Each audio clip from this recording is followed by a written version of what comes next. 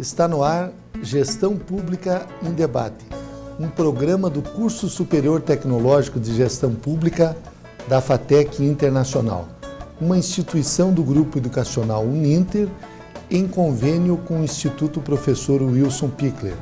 Este programa ele complementa a formação dos nossos alunos de gestão pública nas modalidades presencial e à distância. E ele também é transmitido pela CWB TV, TV Comunitária de Curitiba, canal 5 da NET e 72 da TVA. Hoje nós vamos, na primeira parte do programa, debater o aquecimento global. E para isso nós convidamos José Pedro Neisser, ecologista, talvez o ecologista que mais tenha participado de eventos no mundo, já que são mais de 1000 eventos que ele participou e que está para ser, inclusive, referendado no livro dos recordes. José Pedro Neisser, ele é fundador da ONG Despertar da Consciência. Ele começou a sua, podemos assim dizer, carreira de ecologista na Eco 92. Naquela oportunidade, ele participou de uma campanha do comandante Jacques Cousteau, que conseguiu 250 mil assinaturas para a ONU pelo direito das gerações futuras ao meio ambiente e à cidadania. Em 2006, José Pedro Neisser conheceu o ex-vice-presidente dos Estados Unidos, Al Gore, e que luta contra o aquecimento global, e ele é um dos 1000 multiplicadores da causa contra o aquecimento global deste movimento liderado por Al Gore. Também José Pedro Neisser, ele propaga nas escolas, nos órgãos públicos, enfim, junto com as famílias, a questão da reciclagem do lixo, o controle do desperdício das águas, a reciclagem de baterias, celulares, lâmpadas, e com isso ele procura incentivar as pessoas a preservar a natureza. Em 2008 ele conheceu Lord Nicholas Stern, que é uma das maiores autoridades no mundo relacionadas às mudanças climáticas. E também é um multiplicador, uma pessoa que procura conscientizar os governos, as autoridades e principalmente os cidadãos da importância de nós termos uma vida ecologicamente saudável. E, como eu disse, ele desenvolveu um projeto chamado Despertar da Consciência, que pretende atingir todos os habitantes do planeta Terra, mais de 6,5 bilhões de pessoas, praticando a educação para a paz, a saúde, a tecnologia sustentável e como uma forma de, digamos assim, revitalizar o nosso planeta Terra dentro de 4 pilares sociais: o econômico, o pilar social, o pilar econômico, o tecnológico e o ambiental. E ele, como eu disse, ele está se cadastrando junto ao Guinness Book para se tornar, quem sabe, um dia, ou se já não é, o ecologista que mais participou de eventos em todo o nosso planeta. Eu quero, inicialmente, agradecer a sua presença, José Pedro Neisser, você que é uma pessoa, assim, especial, no bom sentido, como um ex-bancário aposentado e que abraçou essa causa. Em todos os eventos aqui em Curitiba nós participamos e que estamos envolvidos, em outros estados também, sempre está lá o José Pedro Neisser participando. Eu gostaria que você nos dissesse inicialmente o que é esse fórum mundial que você está propondo para reunir pessoas para defender as Ilhas Maldívias, que tendem a desaparecer se continuar o nível do mar crescendo, né? E com o aquecimento global. Eu gostaria que você explicasse onde ficam essas ilhas, como é que as pessoas podem participar e o que está acontecendo que as Ilhas Maldivas tendem a desaparecer num futuro bem próximo. Quer dizer, é uma nação, um país que pode desaparecer. Então, professor, eu quero dizer da importância, talvez seja essa, o fato de eu ter participado de mais de 1000 fóruns, talvez seja essa a maior oportunidade que eu tenho em estar falando aqui para uma televisão, porque o fato de eu ter começado como ecologista, tudo que eu aprendi, mas a grande vantagem minha tem sido, de nada adianta eu aprender e ficar comigo, eu tenho multiplicado para as escolas, para a cidadania, para as comunidades. Então, essa é a maior oportunidade. E então, a respeito das ilhas, começando então pelas Ilhas Maldivas, as Ilhas Maldivas são as ilhas no Oceano Índico, que são talvez a primeira sentença do aquecimento global, que a morte vai ser por afogamento. Esses dias, em 2008, foi feita uma matéria, do Fantástico fez uma matéria nas Ilhas Maldivas, e as pessoas já estavam procurando comprar terrenos em outros países, vão para a Índia, para Bangladesh, para a Austrália. Então já está, os glaciologistas, os climatologistas, todos já detectaram que as Ilhas Maldivas vai ser a primeira a desaparecer da face da Terra.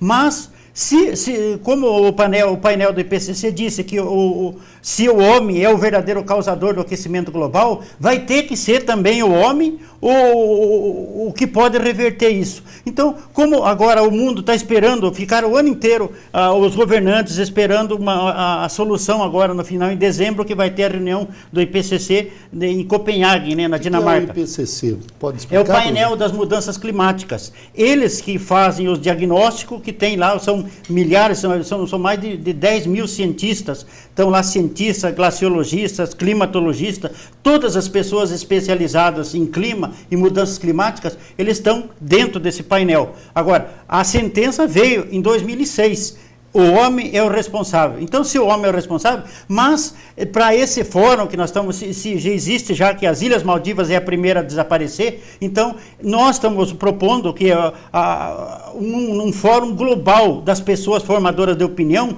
mas ir para dentro das Ilhas Maldivas, que nós podemos revitalizar isso. Agora, nós só vamos poder revitalizar, evitar que as Ilhas Maldivas desapareçam, desde que a gente consiga evitar o degelo no Polo Norte e o degelo no Polo Sul. Agora, para evitar o degelo do Polo Norte, no Polo Sul, nós temos que dar um jeito de segurar o aquecimento global. Agora, o aquecimento global, que tanto o Dr. Al Gore luta para que os governantes pratiquem todas as ações, ele só vai poder, o aquecimento global só podemos reduzir se nós pararmos o degelo nos polos. Agora, para pararmos o degelo nos polos, vai ter que ser combatido com ações dentro de cada país, de cada cidade, de cada local, dentro de cada município. Então, todas essas pessoas são importantes. Agora, mas para isso, nós vamos precisar colocar em prática esse nosso projeto chamado Despertar da Consciência, que é um projeto que está pronto para ser levado à ONU, para ser levado à Unesco, onde as pessoas, as crianças, partindo da educação, da educação desde o ensino fundamental, chegando até ao ensino universitário, educar para a paz, educar para a cidadania, educar para a saúde, educar para a tecnologia e o principal, educar para a sustentabilidade. Infelizmente, nós estamos vivendo essa pandemia, essas dificuldades todas, mas tudo isso aí tem um fundo que, de uma forma ou de outra, só pode ser combatido pela educação, nós educarmos as pessoas para a paz e para a sustentabilidade. Mas aí, professor, nós vamos conclamar pela primeira vez na história os bilionários do planeta, milionários, essas pessoas que nunca foram chamadas na ONU. A ONU, eles fazem sempre com os governantes, sai os fóruns 4, 5 dias, termina, todo mundo pega o avião e volta para os seus países, mas esses bilionários, eles vão contribuir, não que nós vamos, não só com o dinheiro deles, mas eles precisam do ar e precisam da água, precisam do ar para respirar e da água para viver. Então, nesse vamos chamar celebridades, vamos chamar atores, vamos chamar artistas, vamos chamar todos, cientistas, o que couber nas Ilhas Maldivas, vai existir esse fórum. Professor Neisser, as Ilhas Maldivas estão a quantos metros acima do nível do mar? Você tem ideia? Olha, o que a gente tem acompanhado praticamente é 1 metro a 1,5 metros. E é uma população muito grande? É uma população, tem 3 milhões de pessoas dentro das Ilhas Maldivas. Só que o que a gente viu é que as Ilhas Maldivas são pessoas que vivem do turismo, vivem da pesca. O Marlon Brando lutou a vida inteira lá pelas Ilhas Maldivas, enquanto em vida. Ele ficava, a maior parte do tempo da vida dele, ele ficava nas Ilhas Maldivas. E aquele povo, um povo humilde, um povo simples, recebe todos os turistas do mundo. Então a maior perda a perda financeira, tudo. Então, se vier, e nós estamos a 92, 93, 0,93 graus Celsius. Se vier 2 graus Celsius, quer dizer, eles lá já decretaram o aumento da temperatura, vem o degelo, global, sobe o mar. E agora, mas essa proposta, eu posso até ser confundido com um visionário, eu não posso ser confundido, porque nós só podemos fazer isso se nós nos dermos as mãos. Mas as mãos vão ter que ser aquelas mãos, mais mãos curando do que ferindo, mais mãos convergindo do que divergindo, mais mãos ensinando, o que nós precisamos é mais mãos que possam ajudar a fazer acontecer. Nós temos dito sempre, o Almir Klink disse um dia, quando ele saiu, fez a viagem dele, a volta ao mundo, ele disse que um dia é preciso pararmos de sonhar e de alguma forma agirmos. Nós temos ficado sempre, infelizmente, a ONU, claro que o secretário-geral da ONU tem pedido para os governantes as ações, o próprio Lord Nicholas Stern, que o Dr. Al Gore é o pai do aquecimento global pelo lado científico. O Lord Nicholas Stern é o pai do relatório Stern que ele fez para o governo de Londres, o governo do Reino Unido, pela parte econômica. Só que ele pediu em 2006 que se os governantes investissem 1% do PIB mundial, teriam evitado 20% de todas essas tragédias. Agora, como não foi feito nada, infelizmente, sempre nós temos nos unido, professor, temos nos unido pela dor. É a dor da tsunami, a dor do Katrina, é a dor do Catarina, a dor até própria aqui muito próximo de nós, de Santa Catarina. E por que não dizer a dor agora, onde os agricultores nossos, aqui no próprio estado do Paraná, estão reclamando do excesso de chuva, as lavouras estão lá, o milho renascendo. Então, existe uma ordem, uma desordem na natureza, né?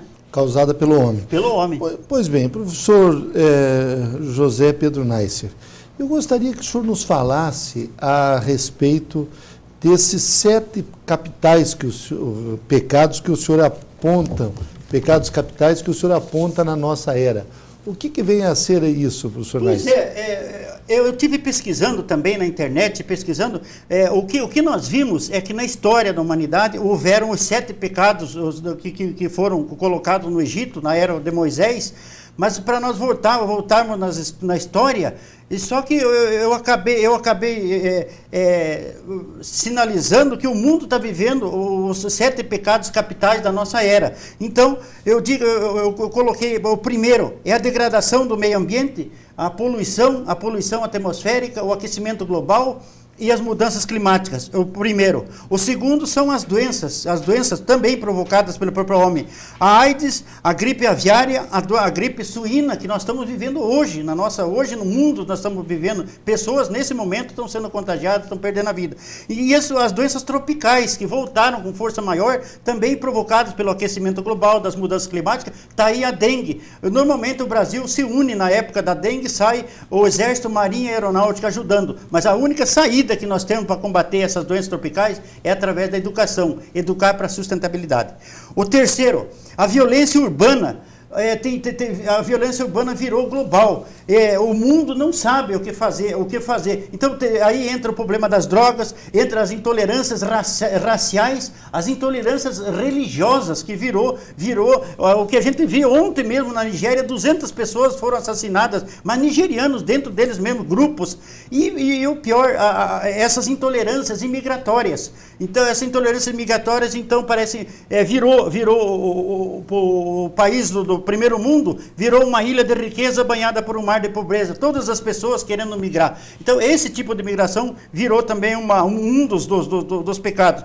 O quarto, a economia especulativa que veio a maior tragédia que o mundo está vivendo hoje é um desemprego planetário. É as pessoas perdendo emprego, tudo, mas tudo isso aí veio à tona agora. Então parece-me que agora vai ter que haver uma depuração, uma economia da economia criativa, conforme o Alvin Toffler, aquele futurólogo, falou, uma economia revolucionária, onde as pessoas que vão trabalhar, mas vão receber por aquilo que produzirem, e não por aquilo que as pessoas, a gente vê na área financeira, pessoas que nunca trabalharam ganhando bilhões e bilhões de reais, de dólares, né? O 5 é a escassez da água e a fome no mundo. É uma tragédia o que se propõe nesse pecado da escassez da água. Eu acabei descobrindo depois que eu sou descendente de árabe. Esses dias me cadastrei numa organização na Jordânia, que tem o rei Abdullah da Jordânia, disse que eles estão procurando pessoas que possam ajudar, porque eles estão querendo juntar pela primeira vez as pessoas da Jordânia, a Palestina e Israel. Então, todo mundo sabe que a guerra já é motivo, a água já é motivo de guerras lá no Oriente Médio. Então ele pediu, e eu me cadastrei lá, eu sou descendente de árabe, mas eu me cadastrei para me ajudar as crianças nas escolas, para tentar evitar o desperdício de água. Já estão já estão se unindo lá, Jordânia, com o Rio Jordão, com o Mar Morto, o Mar da Galileia, eu me cadastrei para lá. Então isso, e sem falar na fome é mais difícil ainda, porque a cada 18 horas no mundo, 45 mil crianças morrem, ou por falta de água, ou água poluída, ou pela fome, ou pela inanição. O 6º é a escassez da vontade política. O que a gente tem visto é que as pessoas, os governantes, mas por isso também eles vão ser ajudados também. A cada conferência da ONU eles se reúne G20, G37, então pode se reunir G192, que são os países que pertencem à ONU, mas é a maior escassez de vontade política. Então as pessoas, cada um vai ver o seu lado. Então o G20 teve reunido esse dia em Londres para tentar debater, foram tentar mexer com as mudanças climáticas, acabando de debater a ajuda a banco e a ajuda às empresas. O meio ambiente parece-me que não é interessante e fica para depois. Mas nós vamos ajudar, não é que a gente vai prejudicar os governantes. O 7º são a perda de valores, os valores éticos, os valores morais, os valores espirituais. Quando que a gente vê essa degradação da história humana, e nós avançamos tanto na internet, mas hoje não conseguimos chegar no próximo, no ser humano. E esses valores a gente tem visto em tempo real nas televisões, os grandes redes de televisão passam a morte aí, chegando na nossa casa. E sempre pela dor, professor. Então, professor Neisser, o senhor trouxe aqui alguns recortes de jornais, trouxe algumas fotografias. Eu gostaria que o senhor mostrasse para os nossos assinantes e explicasse o que são essas fotografias, esses recortes. Parece que tem com a Algora aqui. Então, as fotografias, então, é o seguinte, tudo começou, mas para mim estar aqui falando de meio ambiente, falando de aquecimento global, tudo começou com esse homem. Nós fizemos um trabalho para a Fundação Cousteau, na Eco 92, quando ele pediu que as pessoas fossem de porta em porta, de escola em escola, de sociedade em sociedade, pegar o maior número de assinaturas para que que o Jacques Cousteau deixasse na ONU um legado às gerações futuras. Lamentavelmente, nós estamos tendo dificuldade hoje com as gerações presentes, mas o legado do comandante Cousteau ficou tanto para mim, que eu tive com a neta dele em São Paulo, e ela disse que talvez seja eu um dos das poucas pessoas no planeta Terra que dá continuidade à causa. E em função das 250 mil assinaturas que nós conseguimos da campanha do Jacques Cousteau, nós ganhamos dele esse diploma. Agora, o diploma eu fiquei, o que mais me emocionou foi que esse diploma eu dedico a todas as crianças que hoje já estão adultos, foi na ECO 92, foram das crianças da sociedade, foi prova que era possível. Então ficou esse mérito do comandante Cousteau. Agora, no dia 17 de outubro de 2006, que se a gente somar aquilo ali, dá 7, acaba dando 17, houve o encontro, o Dr. Al Gore teve em São Paulo ele lançou com exclusividade a verdade inconveniente dele. E vocês podem ver que o Zé Pedro, eu tentei me cadastrar lá pela organização, eles falaram que não tinha mais lugar, e no fim acabou ocorrendo naquele dia Você está aqui na foto. Eu estou na foto, justamente o que ficou sem gravata, eles disseram que o doutor agora tinha 50, e tinha 50 seguranças mesmo, mas esse eu posso dizer depois no final, professor, que foi aquele portal 818. Agora, em 2008, veio em São Paulo também, veio em São Paulo o Lord Nicholas Stern. O Lord Nicholas Stern é o cabeça do relatório Stern, e ele disse que contava comigo para que eu multiplicasse a causa nas escolas, nas comunidades, e aí a gente estaria aceitando todos os desafios. Então eu gostaria, professor Neisser, que você agora nos falasse o que é esse portal 818, o que ele significa, por que tem esse nome.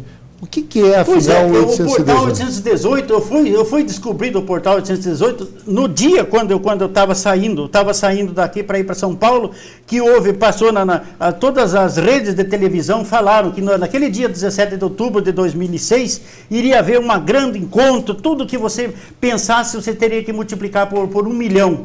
Passou, só gente correndo e gente mandando mensagem para outra, tal.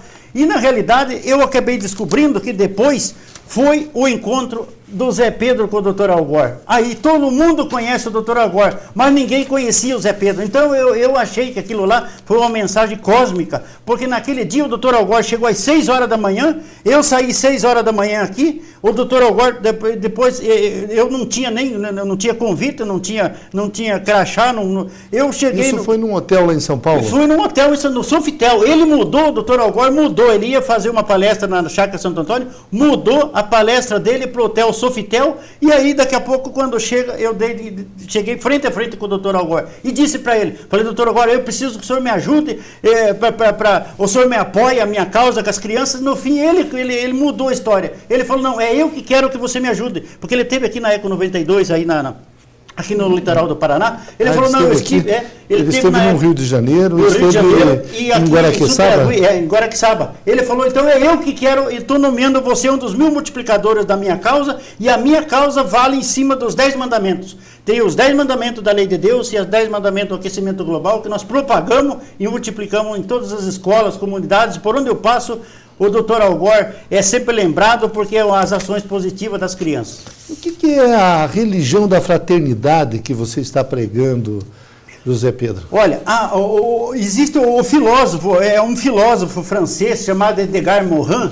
O filósofo Edgar Morin, ele disse, até ele teve esses dias em São Paulo, saiu uma matéria com ele aqui, ele disse que existe no meio de tanta dor que o mundo está vivendo, existe uma ordem cósmica no universo dizendo que um novo rumo para a humanidade já está delineado. Só que ele diz de uma ordem cósmica, mas essa ordem cósmica ela não é que ela vai terminar com as religiões. Vai existir uma mudança. E eu posso dizer que eu entrei em contato já com ele também, dizendo que o que ele, na entrevista que ele falou, eu poderia colocar que o pensamento dele está dando certo com aquela nossa proposta aí, que é o despertar da consciência do ser humano. Esse dia, quando fez 40 anos que o homem chegou na Lua, o Neil Armstrong disse que agora precisavam partir para outro lugar, para Marte. Eu acho que a viagem mais longa que o ser humano vai fazer não vai ser para Marte, vai ser para dentro de si mesmo. Muito interessante. Então, nós estamos entrevistando em Gestão Pública em Debate o ecologista José Pedro Neisser, como eu disse no início do programa, ele já participou de mais de 1000 eventos, é representante, um dos multiplicadores do Al Gore contra o aquecimento global, e também foi homenageado pelo Jacques Cousteau por reunir 250 mil assinaturas de brasileiros, que foi encaminhada à ONU para que pudéssemos legar ou propor à ONU um planeta sustentável. Eu gostaria muito de agradecer a sua participação, José Pedro Naice, e dizer que você fique à vontade para fazer as considerações finais a respeito dessa sua bandeira e essa causa que deve ser a bandeira e a causa de todos os habitantes desse planeta, já que o nosso planeta é a nossa casa. E hoje somos 6,5 bilhões de habitantes que aqui estamos, e nós sabemos que se a vida humana continuar para os próximos 500 milhões de anos, é aqui onde nós vamos desenvolver as nossas tecnologias, vamos manter as gerações futuras. Então não temos que pensar apenas nos filhos e nos netos, mas daqui a 10 mil, 100 mil, daqui a 1 milhão, daqui a 100 milhões de anos, né? Bom, professor, eu quero dizer da oportunidade. Um dos mandamentos do Dr. Al Gore está sendo cumprido, que é você envolver as televisões, os canais de comunicação. Mas em nome do espírito do grande comandante Cousteau, que dedicou a vida inteira dele em favor das gerações, das gerações futuras, eu quero dizer da importância de eu estar aqui. E professor, quero dizer para o senhor, esses tempos atrás correu a internet também, eu quero dizer que a mesma oportunidade que a Susan Boyle teve lá na Inglaterra, que ela virou estrela no mundo inteiro, eu estou considerando essa nossa entrevista aqui tão valiosa como a oportunidade da Susan Boyle, e vou conclamar a Susan Boyle para juntar a nossa causa. Então, fica o nosso agradecimento por tudo que vocês têm, essa oportunidade fantástica, porque você vinha numa oportunidade, você vir propagar o que o grande comandante Cousteau queria, o que o Dr. Al Gore quer, o que o Lord Nicholas Stanley, mas só podemos fazer isso aí através da palavra mágica, educar para a sustentabilidade. Muito obrigado. Muito obrigado. Não temos dúvidas de que o José Pedro Naice contribuiu muito no esclarecimento dos nossos assinantes e também nos nossos alunos de gestão pública em todo o Brasil. Obrigado.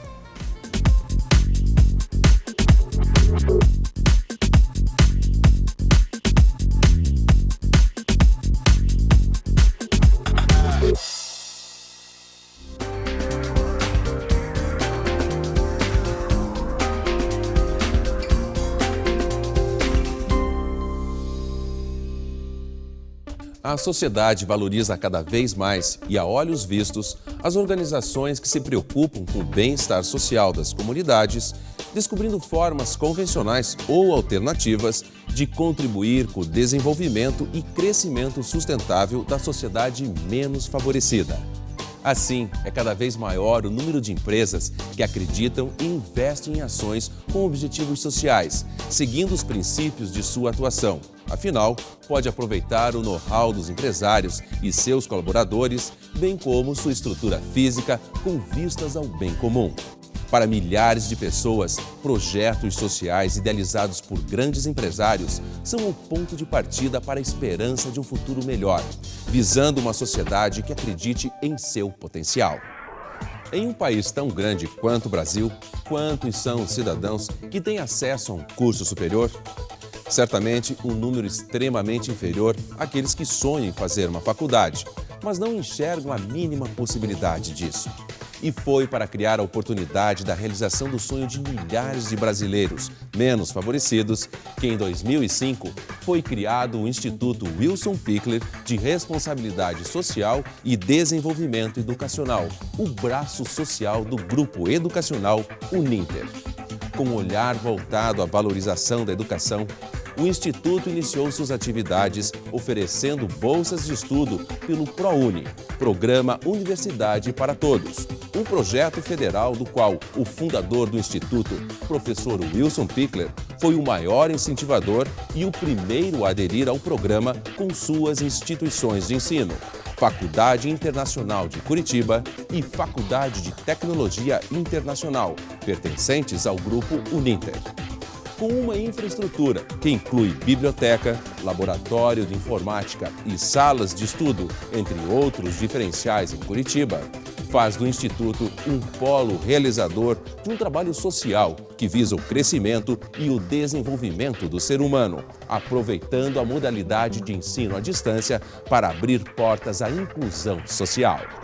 Essa modalidade de ensino, da qual a marca Uninter é referência nacional, permite que as aulas sejam transmitidas ao vivo, via satélite para todo o Brasil, e as chamadas telesalas, que contam com a mais alta tecnologia e com um tutor para o esclarecimento de dúvidas e acompanhamento das atividades. Além disso, os alunos recebem gratuitamente cerca de 30 livros como material didático.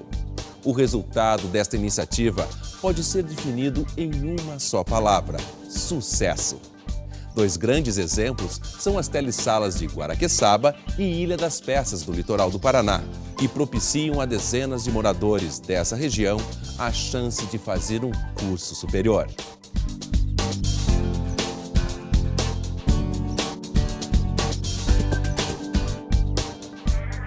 Hoje, o Instituto atende mais de 3.500 alunos com bolsas de estudo para educação superior na sua própria cota de responsabilidade social, 7.000 alunos bolsistas do ProUni e cerca de 200 professores da rede pública com bolsas para cursos de pós-graduação, bem como beneficiados pelo próprio Instituto.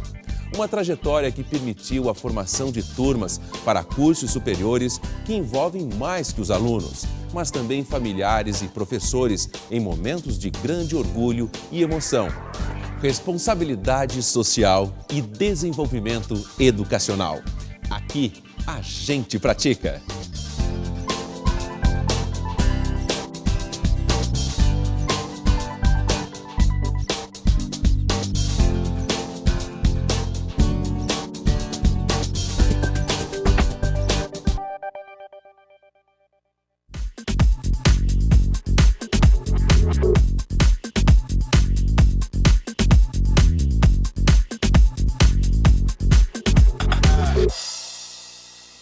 Retornamos com Gestão Pública em Debate, um programa do Curso Superior Tecnológico de Gestão Pública da FATEC Internacional, uma instituição do Grupo Educacional Uninter, em convênio com o Instituto Professor Wilson Pickler.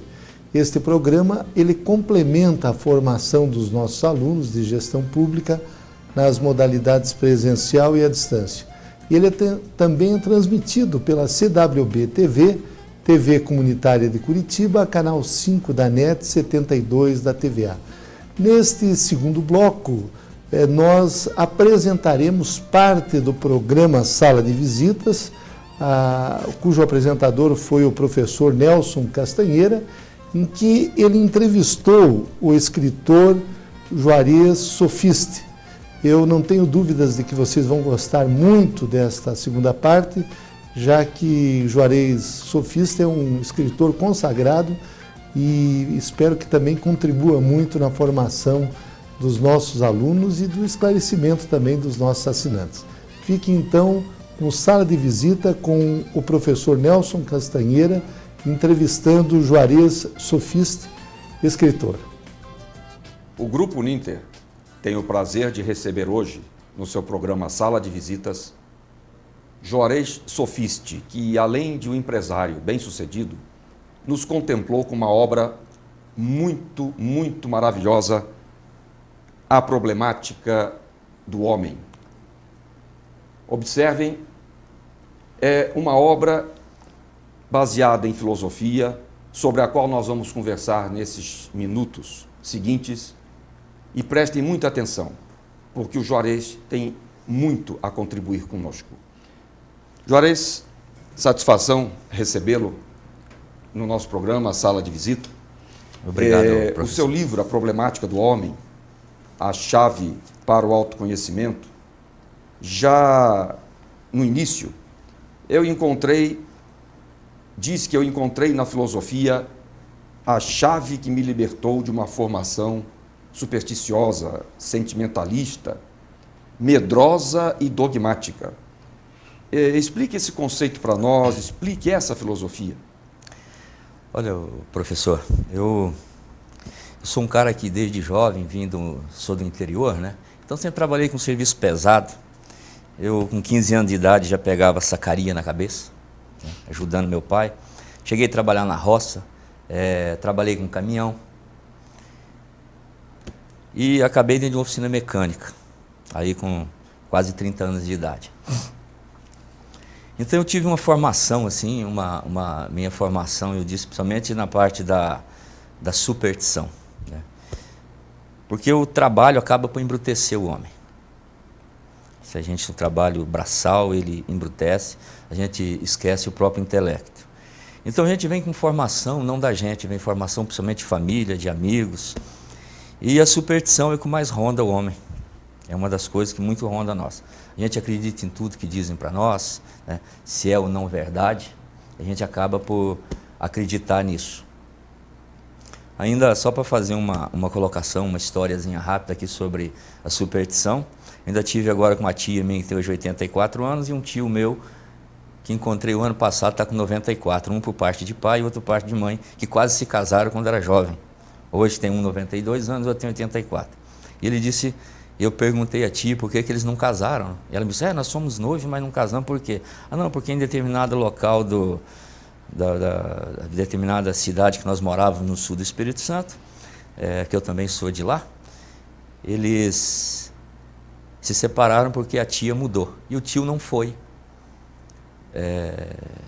Muito longe com o namoro dele, porque ele passou num determinado local, né? Que ele numa dessas viagens que ele ia visitar a tia, ele passou num determinado local que tinha um grupo muito grande de negros que era oriundo da escravidão. E daí ele passou assim um pouco, aquele italianão, que não era muito acostumado com isso, mexendo. Aí ele disse assim, putz, mas como tem negro nesse lugar, né? O pessoal aqui era um vilarejo pequeno, mas baseado em escravos, né? Como tem negro nesse lugar, né? E aí um dos amigos estava junto, ele a cavalo, né? Disse assim, olha, você não pode falar isso, porque eles jogam uma praga em você e você morre sequinho, sabe? E o tio se assustou com aquilo e nunca mais foi atrás da noiva, tá? Com medo de coisas que não existem. A superstição foi mais forte que o amor. Mais forte que o amor. Então, eu achei muito interessante a minha tia contando essa história hoje com 84 anos. Então, a superstição é uma coisa que ronda muito nós, é gato preto, é dia 13, aquelas coisas que a gente acaba por botar na cabeça e não fugir disso, ditado, né? O sentimentalismo é outra coisa perigosa que eu vejo no homem, no sentido de deixar o coração falar pela razão. Nós não temos condição de dominar isso, não sei por quê, porque não parece ser tão difícil, mas a gente dificulta. E eu tive uma formação de sentimentos, assim, nada intelectuais, nada racionais. E para mim que o sentimento funcionava. E eu fui combatendo isso. Medo, nós humanos temos por natureza. Eu digo, a gente tem medo da morte, a gente tem medo da doença, tem medo da velhice, né? Tem medo de perder o dinheiro, tem medo de morrer, tem medo de perder um filho, né? Hoje está até na moda ter medo de pegar gripe. Então, é normal você ver a cidade cheia de pessoas com máscaras. Inclusive, nós temos que averiguar realmente o tamanho do estrago, né? Se realmente existe o que dizem aí. Então, nós temos o homem formado através do medo. E o dogma é aquilo que é imposto de cima para baixo, né? É um conjunto de ideias que de repente não tem respostas para elas, até realmente não tem respostas humanamente possíveis, e se engole aquilo que dizem para nós. E eu fui, infelizmente, eu diria, professor Castanheira, eu fui vítima de tudo isso e eu lutei dos meus 12 aos meus 47 anos para me libertar disso aí. Foram 35 anos de briga comigo mesmo. Então a formação do homem, né, é um negócio muito complicado. A gente tem que buscar o domínio sobre nós mesmos. Não vamos dizer de autoconhecimento, né? Porque isso aí também é impossível no homem. Mas o homem buscar aí a autocompreensão. É fundamental isso ao homem. Bom, eu conheço a sua paixão pela escrita, principalmente pela leitura. E, além disso, você é um empresário bem-sucedido no ramo da mecânica de automóveis. Parte desse sucesso, Juarez, se deve à fidelização dos seus clientes, eu acredito. Então, qual é a receita? Por que alguns empresários perdem os seus clientes? Isso aqui eu vou aproveitar um embalo aqui, já usar o livro direto. Eu fiz uma análise aqui no livro, na página, essa está na página 88 da primeira edição dele, tá? Que diz aqui assim, por que se perde um cliente? Está na página 88, se quiser acompanhar. Embaixo. Por que se perde um cliente? Os números são bem tranquilos. Por falecimento, 1%. E realmente a gente perde pouco cliente por falecimento, 1%. Por mudança de endereço, 5%. É uma verdade. Os clientes vão mudando. Aqui na cidade, por exemplo, o fato de ser grande a cidade, as pessoas vão mudando e vão procurando locais mais fáceis, né? E aí isso é uma coisa normal. Por amizades comerciais também perde-se 5%. Tá? Por maiores vantagens em outra organização, 10%. Por reclamações não atendidas, 14%. Por indiferença do pessoal que as atende, olha, 65%. É crítico isso aí. O que a gente mais vê em atendimento é isso. Aquilo é simplesmente mais um que entrou ali, é mais um cliente. Mas não é mais um cliente. Ele é um cliente, até porque eu sou bastante metódico nisso, e eu gosto de atender o meu cliente pessoalmente. Hoje eu ainda estou delegando um pouco, porque o cansaço físico tomou conta, o cansaço mental tomou conta, o livro também me tomou parte do tempo de estar na empresa ali das 8 às 18. Né? Então eu estou começando a delegar até fazer a empresa crescer. Mas o atendimento do cliente é fundamental, porque a pessoa ali, que o cliente sabe se ele está em boas mãos, se ele está em segurança ou não. E a maioria, às vezes, dos empresários, quem sabe, acha que não, que o cliente é um pagador de conta. E simplesmente é um pagador de conta e acabou. E ele vai ter que pagar. Ele trabalha, o empresário, às vezes, ou o próprio vendedor, que é empregado em algum lugar, ele tem que analisar o seguinte, ele não pode trabalhar só por dinheiro. Tá? O dinheiro nunca poderá, jamais, ser a causa do trabalho. Mas o dinheiro vai ter que ser o efeito do trabalho. Então a pessoa, como nós já conversamos no início, sobre a satisfação profissional, a pessoa deverá ter satisfação do que está fazendo, saber o que ele está fazendo, por que ele está fazendo, porque afinal de contas ele precisa subsistir com o trabalho. E às vezes não acontece isso. Então a maioria dos empresários, quem sabe, pensam erroneamente em relação a esses números. Porque o atendimento é fundamental. Eu vejo na empresa, nem só isso. Eu tenho até aqui na outra página aqui, eu vou aproveitar o embalo.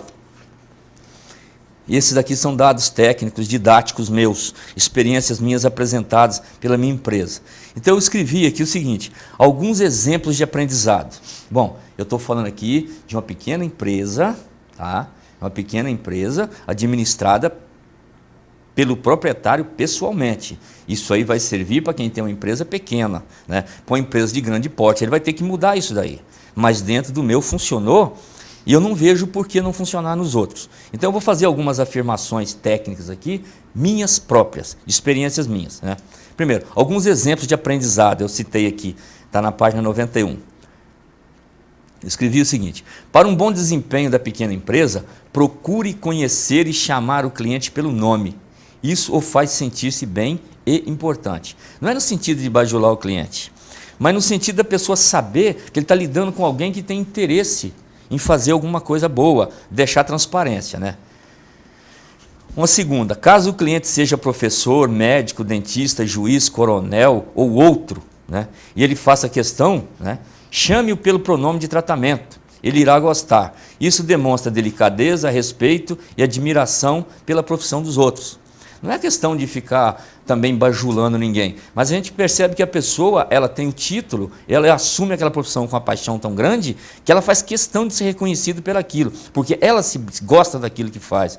Então não vejo por que negar isso às pessoas. E a pessoa se sente bem também. E são medidas simples, né?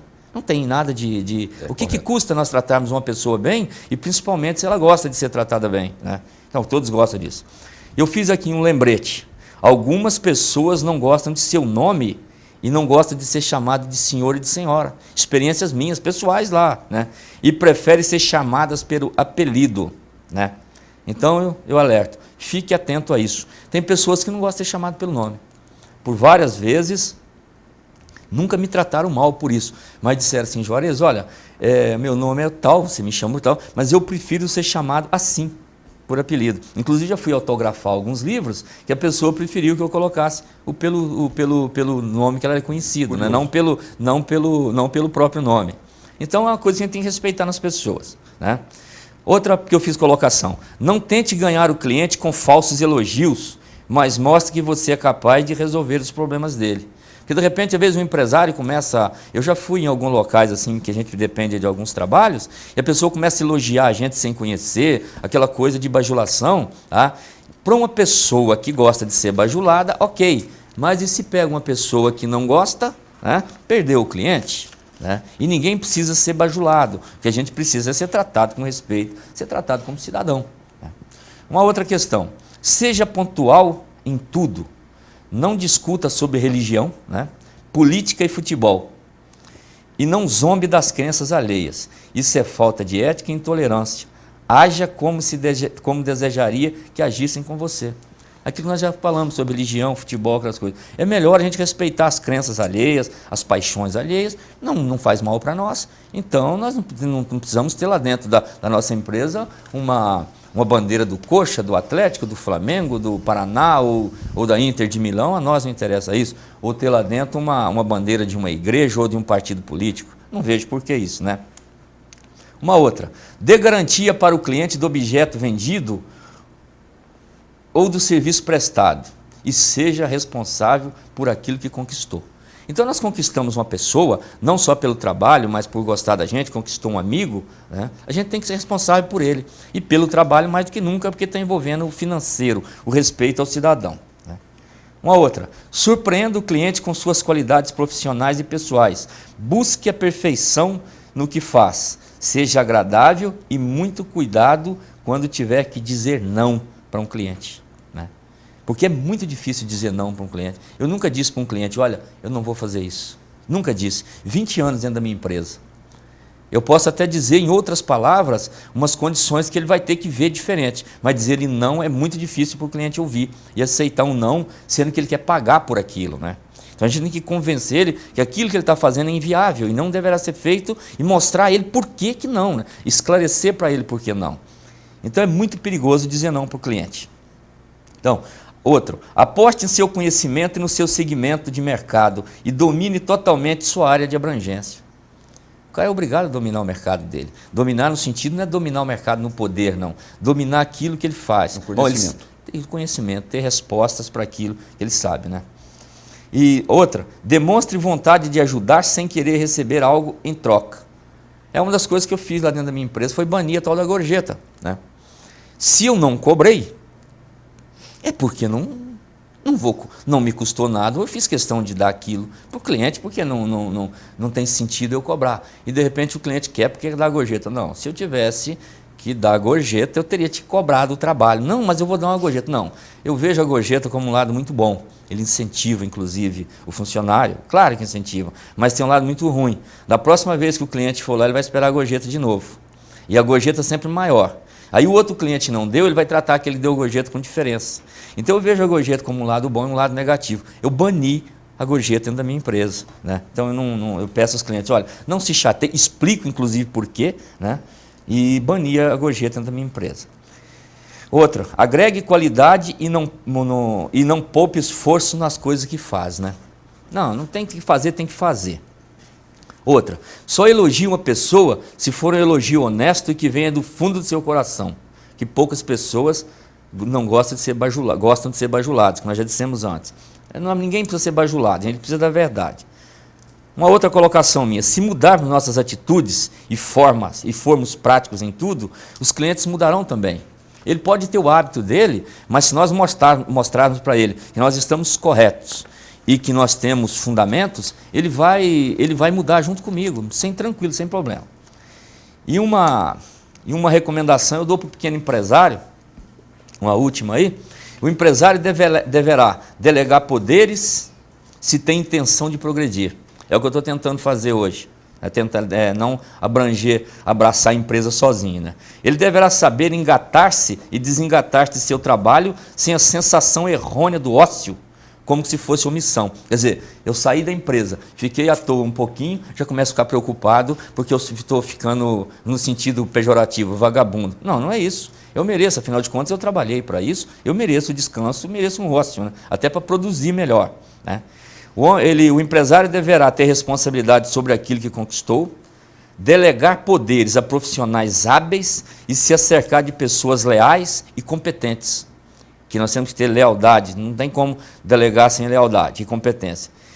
E não ter em si excesso de zelo, porque normalmente a gente que tem pequena empresa, o negócio é pequeno, a gente tem um excesso de zelo daquilo ali, um medo de não ser feito o que tem que ser feito, uma ansiedade, um erro muito grave do empresário. E outro medo terrível nosso, além do excesso de zelo, é o medo de aumentar a despesa. Quando nós tivermos que aumentar a despesa e ela for necessária, acabou, tem que fazer e não tem como fugir disso. Né? Então, eu vim crescendo a minha empresa devagar, comecei lá sozinho basicamente, e hoje eu tenho lá 14 funcionários. Né? Eu não tinha como não delegar um pouco de poderes, não tinha também como não levar o cliente em casa, buscar o cliente em casa. Uma hora eu tive que comprar um carro e colocar à disposição do cliente. Né? Então eu não tinha como fugir disso e aumentar a despesa quando necessário vai ter que ser feito. Ok, e além dessas afirmações tem uma série de outras que quem tiver a oportunidade de ler o seu livro, com certeza vai se encantar com elas. No seu capítulo 13, Juarez, que tem o título O Homem está condenado à liberdade. Ali eu li que liberdade significa responsabilidade. E é por isso que a maioria dos homens tem medo dela. Até quem disse isso foi George Bernard Shaw. Esse. Comente para nós, por favor, esse item, esse conceito de liberdade significa responsabilidade e que leva o homem a ter medo dela. Eu vejo a liberdade assim como uma das obras do princípio da criação. Né? Eu acho que quando essa inteligência criadora fundamentou isso daqui, ele já deixou a liberdade junto com nós. E o que nós normalmente fazemos? A gente foge dela, porque ela traz no sentido da responsabilidade. Por quê? Porque a gente se expõe. Quando a gente se coloca como um homem livre, né, a gente começa a pensar por conta própria. Né? Tomar atitudes por conta própria. Mas isso aí é perigoso, né? Se eu tomo uma atitude aqui, o patrão não gosta, ele pode me mandar embora. Mas espera aí, como é que nós vamos aprender se nós não errarmos? Né? Eu tenho a liberdade de pensar sobre a morte, por exemplo, e fazer a minha conclusão. Se realmente tem o paraíso, se realmente tem o inferno, se tem o purgatório, ou se não tem nada mais. Não, mas espera aí, mas a igreja tal ou a filosofia tal diz que existe vida após a morte e que existe também Deus. Então eu tenho que acreditar nisso. Né? Então a gente começa a ver que a liberdade da gente é tolhida pelos outros, pela moral dos outros, né? E que de repente a liberdade da gente não existe porque a gente não pensa por conta própria. Então nós temos o medo da liberdade porque ela traz realmente muita responsabilidade em todos os ângulos da nossa vida. Se nós olharmos do ponto de vista social, né, olha, tem a moda. Nós não podemos fugir da moda. Bom, se eu usar um sapato lá de 1930, uma calça da década de 70, um cabelo da década de 70, eu vou ser ridicularizado na sociedade. Mas peraí, a sociedade é a sociedade, eu sou eu. Né? Então você pode ver que nós não somos livres. A gente não busca essa liberdade. Então, quando eu digo de responsabilidade, é que nós temos que assumir, primeiro, que nós somos nós mesmos. Aí depois, quem sabe, nós podemos compreender os outros, compreender a sociedade. Mas enquanto nós não formos livres, nós não somos capazes de dar um só passo no caminho da verdade, na busca da verdade. Então, o Bernard Shaw, nessa frase aí, eu acho que ele foi muito feliz, sabe? Eu identifiquei ela no livro como dele, tá? Quando fui colocar ela no livro, eu fiz uma reflexão muito profunda da ideia tão pequena e que representa um universo tão grande. É pequena, porém grandiosa. Exatamente. Um universo fantástico. Ok. Juarez, nós queremos agradecer a sua participação no nosso programa Sala de Visita. E, para encerrar, gostaria que você dissesse a quem está nos ouvindo e estiver interessado em adquirir e ter o prazer de ler esta obra, como fazer para comprar o livro seu.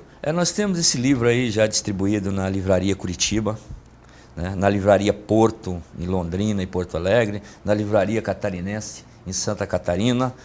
Nós temos ele na Livraria do Chaim, na Livraria do Osíris, na Livraria Isidoro, aqui em Curitiba. Né?